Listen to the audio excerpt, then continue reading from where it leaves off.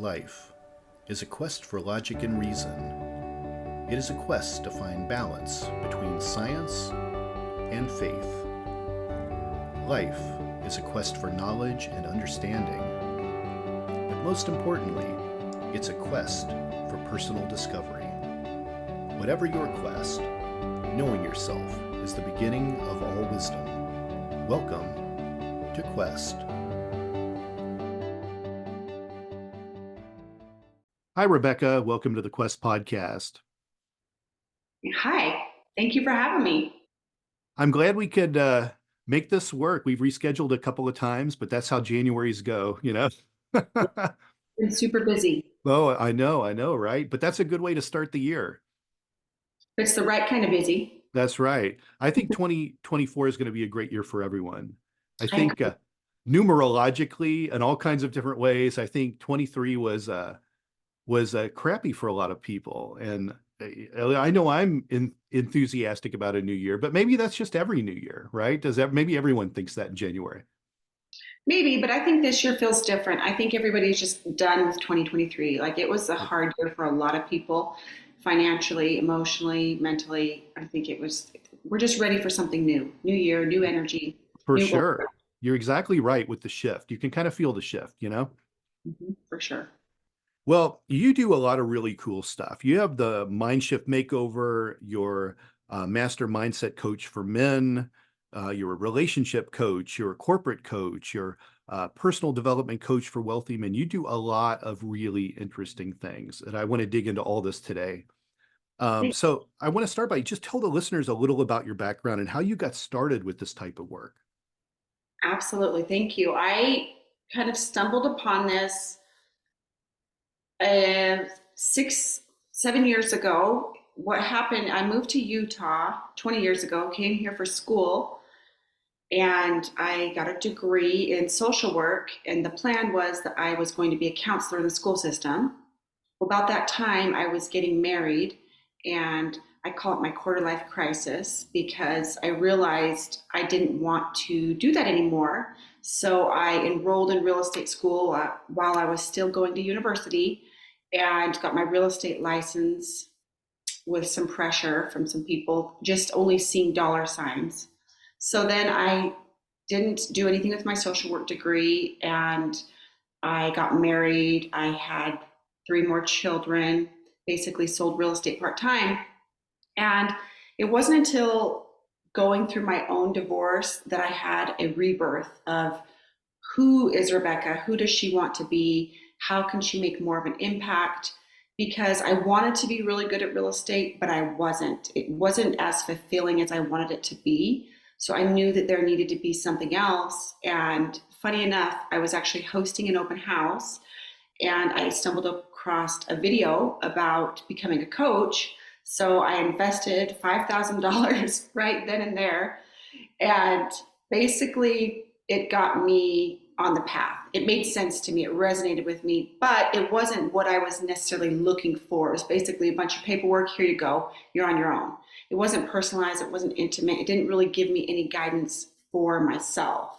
So I started my coaching business in 2018, and I started coaching women with fitness because I'm very passionate about taking care of my health and my body. But I was very much focused on a mindset component.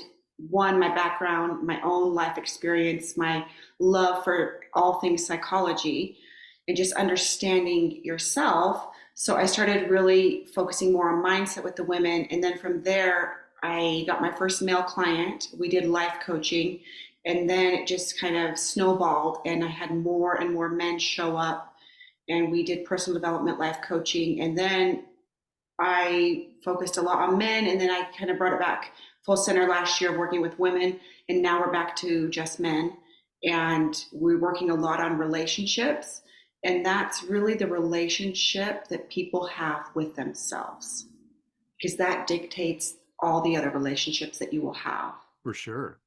So that's where we're at today. I do one-on-one personalized coaching, but I'm launching a membership in a few weeks, starting in February, where people can have access to me and get coaching from me at a fraction of the cost. Because let's face it, not everybody has thousands of dollars to invest in themselves. Right, right. That's hard. I want to dig into your services a little bit more because I think a lot of times, I think sometimes the consumer is scared off by the idea of personal coaching. And I just want, maybe you can explain into your process and how it works. You mentioned one on one. So you're doing one on ones for sure. What are the time commitments for things like this? Like, what can people expect? And are these Zoom types of personal coaching sessions? Do they need to be in Utah to do this? Or and kind of walk me through it. Are you with people an hour a day? Is it an hour a week? How Yeah. long are the commitments for things like this?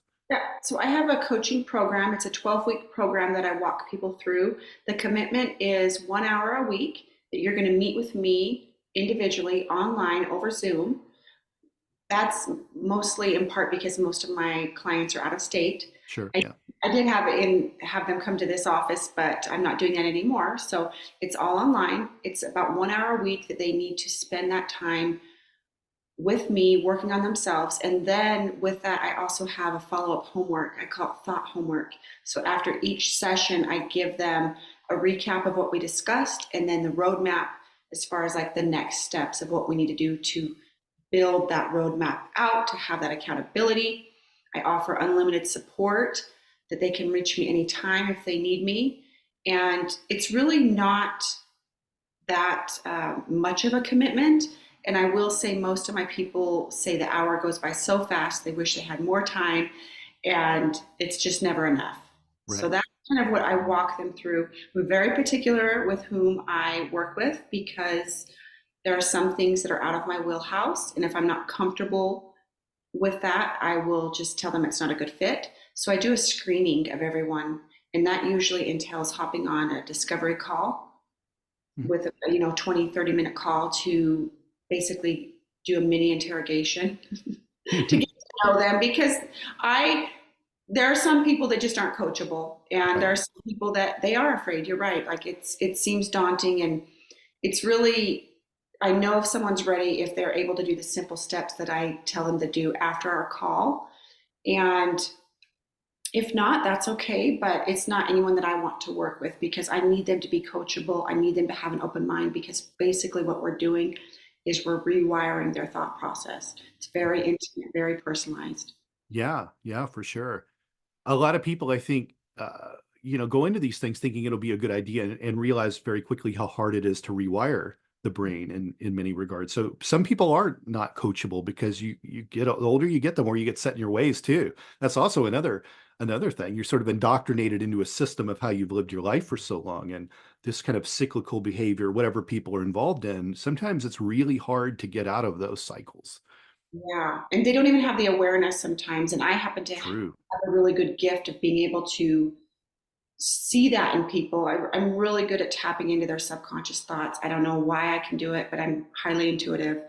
And so a lot of the things that we work on are stuff that they're not even conscious of. So Right. it really is subconscious and it's bringing that to the surface, but creating a safe space for them to open up, talk about these things that they haven't really been taught to talk about because of societal pressures or just the programming that they've received their whole entire life. Yeah. Well, you really started your business at an interesting time because you came in just before COVID, and then you probably suffered through COVID like a lot of people did. But also, we found more people were in need of help during that time. So I'm curious now that we're on the other side of lockdown and all of that. What's the most common thing that you see people struggle with today? I would say the majority of my clients struggle with guilt and shame. They carry a lot of that around. Mm.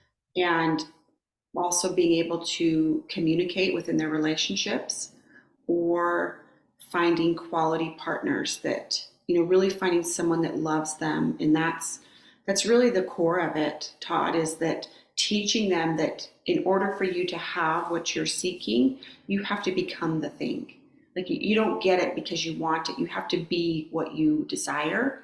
And so that means you need to love yourself in the right way. And most men I have found do not love themselves enough. Oh yeah. And and they don't know how to love themselves. They don't know what that looks like What is good self-care? How do I take care of myself? How do I meet my emotional and mental needs? And most men are not taught that because of the stigma, That's right?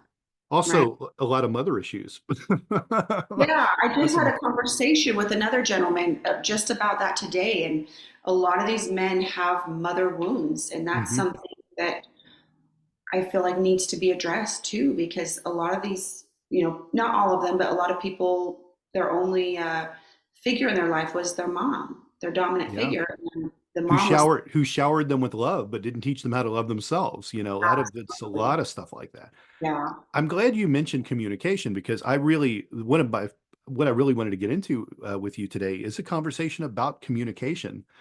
And I want to start with just something kind of simple, just so you can tell the audience this is kind of why is the one-on-one coaching important versus, group learning or group coaching, aside from maybe the ability to be able to share personal information with just one person. What's the additional benefit to one-on-one coaching?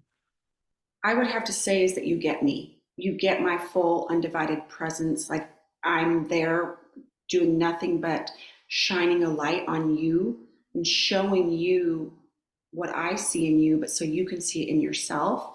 And sometimes with group coaching, you don't get that individualized time.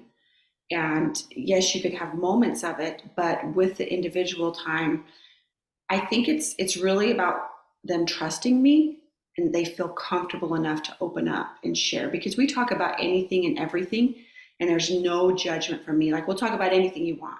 Yeah. And I usually let the energy, my intuition kind of guide us how the conversation is going to flow. A lot of it's very conversational as well. Let's talk about the importance of communication in romantic relationships. You want to maybe give some broad strokes on why that's important and maybe why people neglect that. Yeah, it's the most important thing I would say is to have good communication and being able to communicate your own needs, wants, and desires. And a lot of times people out of fear don't speak up, right? They're Mhm. not able to say what they want to say and they're very passive or submissive and they don't really know how or have the vocabulary how to communicate. And a lot of times, if they've been married or in a relationship for a long time, they have created this wedge that's so big that it's really even hard to get back to that middle ground and that meeting because in their mind, they have this belief that what's the point of communicating? Nothing's going to change. Yeah. Why it's so important to communicate is because when you are able to express yourself fully and authentically and genuinely, you allow the opportunity for the other person to respond, right? And depending on how they respond or how they don't respond, will tell you everything. It's not necessarily the words that they use or say, but it's we're looking at those subtleties, the in-betweens, the cracks, right? Of how is this person receiving what I'm saying? Do they hear me? Or are they just talking to talk, right? It really comes down to listening, communicating, and opening up and not being afraid to express yourself because you're really just self-sabotaging your own well-being when you don't speak up. Right. Do you feel that in those types of situations that both people begin to not communicate at the same time, or one person may be kind of drifting away from the relationship over another? I think a lot of times one person is checked out. Do They're you just, feel? well, go ahead. Oh, I was just going to say, do you also feel kind of a parallel type of question is, do you feel that communication ends first and just the communication around the relationship, or maybe like communication within intimacy ends first? Do you think there's an order to these things, or does it matter? Well, I think we have to realize that men and women's brains operate differently. Sure.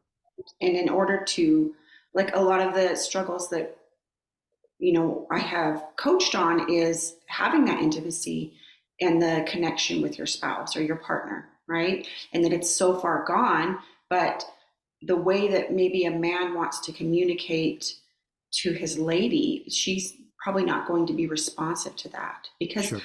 women respond differently, right? Right. Their brains are just hardwired differently. And I think it's It's really just being able to say what you need to say, mean what you say, right? And don't just talk to talk. There's so many words are lost in translation, right? Just because people just talk to talk. It's Right. just like they're like squirrels, just chattering, birds chirping at one another. Right. Right. So Um, it starts in the beginning, right? You have yeah, to start at the beginning of a relationship. for sure. What about communication in family relationships? How obviously this is a little different than in a romantic relationship where there may be a family. What advice do you give to people in beginning that? Maybe communication with your kids, communication with your wife when there is a big extended family like that.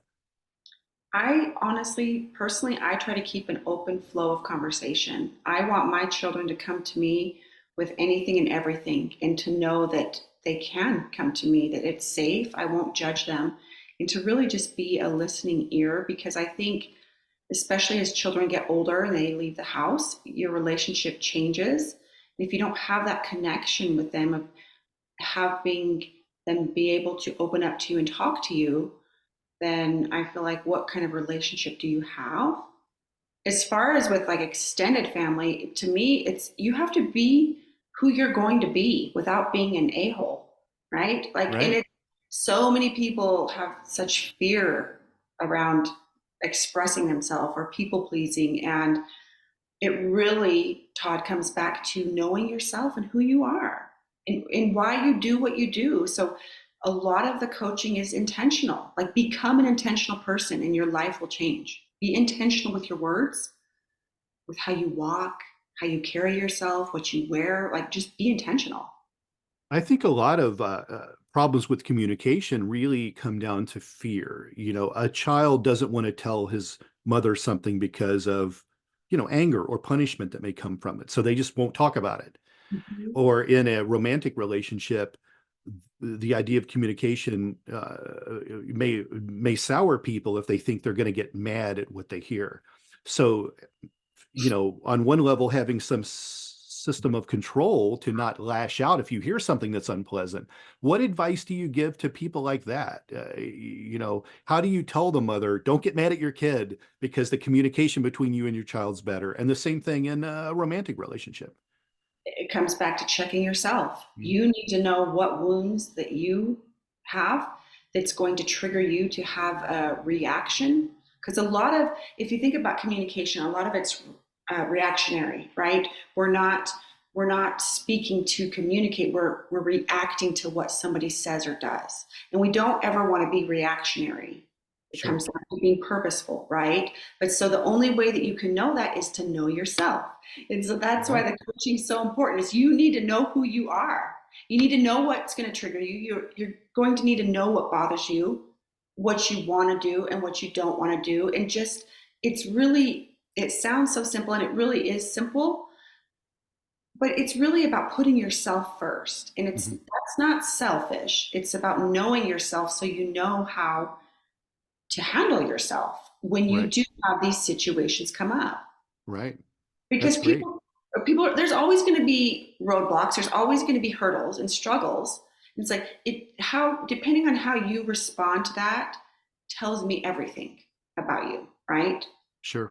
So it's really knowing yourself. I know myself so well that like I always say plant your flag in the ground. I know how I will react in any situation. It will be the same across the board. Yeah. I don't change or deviate. It's the same. This is who I am. And Right. I'm in this, I'll go with this, comes back to self acceptance. Okay. It really comes down to accepting yourself, being okay with who you are, the choices you've made, maybe the mistakes that you've made, and making peace with it, but really having that total self acceptance. That is the goal. Total like self actualization. That's the goal, right? Right. You know this about yourself. Right. That's all great advice. What about we've talked a little bit about romantic relationships and family relationships, but what about the person who has no one? Let's talk for a minute about the importance of that person who lives alone or has no family or has no girlfriend, which we saw a lot during COVID. A lot of people were very, very alone.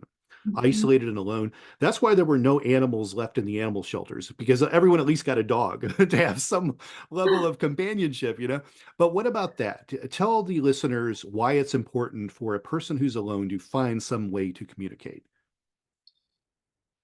One, I think you have to be okay with having this alone time, right? And not not saying that you're a lonely person, but having bouts of loneliness, right? And so if you are alone and you don't have anyone, like how do you expect to go out and have a relationship with anyone else? Like if you can't be comfortable by yourself and be okay alone, how are you going to be okay in a relationship when you do face a hardship, right? Communication, being okay with who you are, accepting yourself, loving yourself is like, I always say, like, if you love who you are and you have accepted who you are, then you shouldn't, to me personally, like, you shouldn't have these bouts of loneliness. I think you'll experience times of loneliness, but I don't think, like, for me personally, I can always figure out something to do, right? Mhm. Always. Like, because I'm my own friend. And I guess that's what we really get to is I always tell people you need to love the person staring back at you in the mirror. And it starts with that, number one, because that's who's going to be with you until you die is yourself. Sure. And if you don't like yourself and you don't have the skills or the ability to communicate, then you will be alone the rest of your life if you so Yeah. choose, right? I think brains need other brains. You know, for Absolutely. me, I feel the person that likes to live in isolation, that's a very unhealthy impulse for people. But you know, the era of the internet has made it much easier to stay in your basement because you can now play video games with your friends across the country. You can socialize with people in social media, which leads me to my next question is, do you feel that social media has hurt people's ability to communicate? Oh, most definitely. It's a false sense of connection. As humans, as individuals, we need human connection. We are meant to be amongst other people. And if we have these bouts of isolation and being alone, we're getting this false sense of connection through our social media, which is really just a dopamine hit. It's not true connection. Maybe you can have a conversation with someone and it fulfills you for a moment, but it's fleeting and it's temporary, right? To be able to sit and have a conversation in person or to actually connect with somebody on a real level, that's going to build up your serotonin. And serotonin is what we want to build more of because that's long lasting. I always call it pleasure seeking or, pleasure and happiness. And pleasure is dopamine. That's that fast feeling, right? Sure. And happiness is the long lasting. That's the serotonin. So if you want to be happy, we need to figure out things that are going to make you happy over the long period, Right. For right? sure. Yeah. Let's go back in time a little bit. Tell me about young Rebecca. Where did you grow up? What was your life like? Oh, geez. Okay. So I was born in the Midwest, was born in Des Moines, Iowa. Family lived there. My family's from Iowa and Minnesota.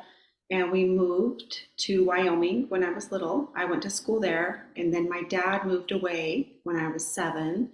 And so he lived in all these different states. So every year I was able to go and live with him in all these different states. So I really had a broader perspective of than just Iowa and Wyoming. And I hated Wyoming, everything about it. Like I just felt the energy was so stuck and I just didn't feel like it was ever meant for me. So I was very grateful to be able to travel. And then that's when I got my scholarship and I came to school in Utah. And I've been in Utah for 20 years and I'm feeling the same thing. I'm feeling stuck. Did you grow up spiritual or religious? So I was baptized Catholic, but I am not religious Mhm. and I don't want to be religious. I'm spiritual. I'm very, very spiritual and I believe in energy and I have tremendous amount of faith, but I don't need a book or someone in the sky to guide me. I don't know Sure. where I've received my moral compass, but somehow I have a really good moral compass. But I rely a lot on my own faith, Yeah. have a lot of faith. And it's really any book you read about manifestation or Think and Grow Rich. It's really coming down to that belief, and you need to believe in Right. yourself, most For sure. important, Well, right? it's not a requirement to be religious on this podcast, but I'm always curious because people they get into coaching like this. Sometimes there is a spiritual element, so I'm always very curious. What people's early lives are like. Did you have a big family? Did you have brothers or sisters? Yeah, I do actually. So I have an older brother and older sister, and then with the same mom and dad, and then my dad remarried and had three other kids. So then I have two younger brothers, a younger sister. My mom remarried, and I have four stepsisters, but I don't really have a relationship with them. So a big extended family, not really close with. I'm close with my sister, my brother, my biological ones that share the same mother and father, and kind of close with the others, but not as close as I'd like to be. And I, yeah, I'm very, very selective with my energy and maintaining my own peace, that I very much limit my time around family. Yeah, same. I want Yeah. to. So you mentioned earlier in the interview that you went through a divorce and it was sort of like a change of life for you. I'm also divorced. Okay. So I'm curious, what do you say to people that would say you may not be qualified to give relationship advice if you've been divorced? How has that helped you and even strengthened your ability to be able to be a coach? The only person that's ever said that to me is my ex-husband. That's fine. Well, it's a kind of I hear this from other people that are coaches and I think it may be even an excuse on the customer, the client's side to maybe get out of it or not want to do it or figure out a way to pick it apart. But did it strengthen you to be able to be a coach, to have to go through that? Oh, absolutely. I wouldn't be where I'm at today. I wouldn't have the business that I have if I hadn't gone through that. And I would never claim to be an expert in anything, but I will say I've had a lot of experience with people and relationships, and I understand human behavior very well. Yeah. I understand it, and I understand people and how they think and how they behave, and especially doing the coaching. Through the coaching, it's really opened my eyes to see the patterns in people. There's a lot of patterns, and it's very easy to pick up on patterns and to recognize that. And it's usually, you can understand, if you understand this one thing about this person, you can usually understand many other things about them as well. Yeah. It's actually really simple for me. Do you have four children? Is that what I Do read? I do, yes. How do you juggle being a successful entrepreneur and having so many kids? I What's don't the know. secret? I don't I don't know. I don't know, because it's busy. But I've also created a business that works for me. Mhm. I don't work my ass off. Hope I can cuss. I don't work all the time, right? I have really good boundaries, and I have really good uh, priorities, non negotiables, I call them, and I have really good self care. I know when to relax. And that took me a long time to get to that point. But like the weekends, I shut off. I'm done. Yeah. It's just, you have to be able to have those boundaries, those healthy boundaries, because as I said, one of the benefits of coaching with me is you get me. Yeah. And that's why they call, being present, that it's the present, because I'm present with you. When I'm with my kids, I'm with my kids. I'm mom. I don't want to be distracted. I don't want to be one of those parents that's checked out on their phone. Like, Right. it's such a turn off to see so many people doing that all the time. It's it's really disheartening and very, very sad. Yeah. But I'm there, right? I'm Sure. at the hockey game. I'm at the hockey game, right? When I'm, if I'm at dinner, I'm at dinner. So it's really about being present and being conscious, coming back to being intentional, right? How I spread my time. But I also, with that being said, I'm not like most people. I don't go out, I don't party, I don't socialize with a lot of people. I do live a very private life, but I'm also very much a hermit. I'm very Yeah. comfortable being home. I'm glad you mentioned self-care because as we're getting close to the end of the interview here, I always like to ask people, what is your daily self-care routine? Yeah, so I have non-negotiables, and so I work with my clients and myself to have non-negotiables, and those are the things that you're going to do no matter what. No matter what the day gives you, you will make sure that you check that off. Mhm. And so obviously one of mine is going to the gym, right? Yeah. It's important for me. And it's not so much about the physical, it's about my mental health. That's my therapy, is to go to the gym. And if I haven't gone for a few days, I know, okay, I need to go to the gym. Mm-hmm. I need to sweat. So going to the gym is important. Drinking my water. I'm very particular about what kind of water I drink. Don't drink tap water. No. I try to drink my water. I have my, if it's a good day and I have the time, I'll do my little morning ritual of having a cup of coffee, maybe doing some reflection, some journaling, checking in with myself, my thoughts, and then being able to unwind at dinner time. Like I'm very much, I feel like a lot of people are, but just being a routine machine, I'm a creature of habit, right? But the thing is, and this, I'll leave it with this, you got to make sure that you have good habits. Yeah. Right. And it all comes down to your habits. And I have good habits. Do you meditate? No. No? It's not your thing? Yeah. I've tried. It's just not my thing. I mean, I have tried. I don't like to label anything. Okay. I wouldn't say that that's what I'm doing is meditating. To me, it's more of checking in with myself, checking in with the energies, checking in with spirit. Can I feel spirit? Can I feel the guidance that I need to receive? Yeah. So if you want to call it meditation, call it meditation. I don't believe in labeling anything. I like that. How can people find you out there on the interwebs? Absolutely. You can find me on Instagram, Real with Rebecca, excuse me. Facebook is Rebecca Schocker and LinkedIn is Rebecca Schocker. And it's just my last name, and Schocker's SCH. So sometimes people misspell it. And do you have a website? I do. It's realwithrebecca.com. Okay, great. And perfect. Yeah, you can check me out there. I have a whole ebook on self-care. So if you leave Utah, what's the next state you want to go to? Where are you thinking? Well, I won't leave Utah because I'm not leaving my children. That's just not an option. But we're having this conversation at a very unique time for me because in a month my lease is up and I need to move out of my place. So this opportunity's presented itself that honestly I think I'm going to do some traveling overseas for a few weeks. Yeah. And come back and find a place here. I'm kind of like a paper bag in the wind, not really sure where I'm going to land, trusting, believing, having faith in myself that I'll figure it out. But I'm always up to an adventure and having an opportunity and just living with uncertainty, which most people cannot live with uncertainty. Do you like living in nature, out of the way? Do you like big cities? What gravitates toward you?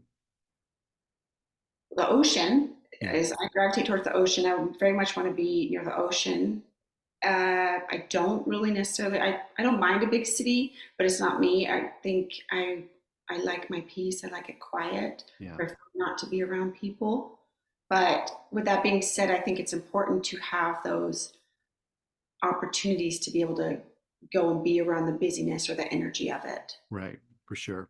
Well, Rebecca, it's been great interviewing you today. I love what you had to say. A lot of good stuff, and I hope you come back. Well, thank you so much for having me. I'm glad to be here. And let's talk again soon, okay? Sounds great. Take care. Thank you. Metacortex Publishing hopes that you've enjoyed this presentation. Please take a moment to listen to some other podcast offerings from Metacortex Publishing. The No Earthly Explanation podcast investigates the things that are unexplainable. Hosted by world-renowned investigative researcher Donald R. Schmidt and scientist Ellie Ringo. Follow them as they look for evidence for things that have no earthly explanation. Available anywhere you listen to podcasts. Cult Following is a podcast that studies the personalities and common traits of cult leaders and their followers. Get the real story behind these infamous and oftentimes tragic cults from a new perspective, through exhaustive research, and from interviews with people that were there. Available anywhere you listen to podcasts. Thank you for listening to this podcast. Please be sure to rate and review this episode. This podcast is produced by Todd Fischer and Anthony Smith and is distributed by Metacortex Publishing. This podcast is copyright. Any previously trademarked or copyright content is used by permission. Information and opinions stated in this podcast should not be construed as medical advice. Please be sure to visit the official website for Metacortex Publishing at metacortexpublishing.com or find us on social media for other unique content.